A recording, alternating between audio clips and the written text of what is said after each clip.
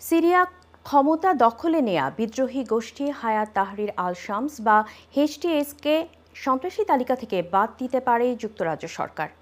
বিবিসিকে দেয়া সাক্ষাৎকারে ব্রিটিশ মন্ত্রী প্যাট ম্যাকফার্ডেন জানান, ইসলামী উগ্রপন্থী গোষ্ঠীটিকে নিষিদ্ধ তালিকা থেকে সরানোর ব্যাপারে চিন্তা করছে তারা। যদি সিরিয়ায় পরিস্থিতি স্থিতিশীল হয় তাহলে এই বিষয়ে দ্রুত সিদ্ধান্ত নেওয়া হবে। এছাড়া দেশটির অ্যাসাইলাম আবেদন বিবেচনা আপাতত স্থগিত করেছে যুক্তরাজ্য। এর আগে এইচটিএসকে 2017 সালে নিষিদ্ধ করা হয়। সে সময় আল কায়েদার একটি অংশ হিসেবে চিহ্নিত করা হয় এই সংগঠনটিকে। এদিকে লন্ডন এবং ম্যানচেস্টারে বহু প্রবাসী সিরিয়ান সমবেত হয়ে বাশার আল আসাদের ক্ষমতাচ্যুতির আনন্দ উদযাপন করেছে। অন্যদিকে রুশ মিডিয়া নিশ্চিত করেছে সিরিয়ার সাবেক প্রেসিডেন্ট বাশার আল আসাদ মস্কোতে আশ্রয় নিয়েছেন। তার সাথে রয়েছেন পরিবারের সদস্যরাও।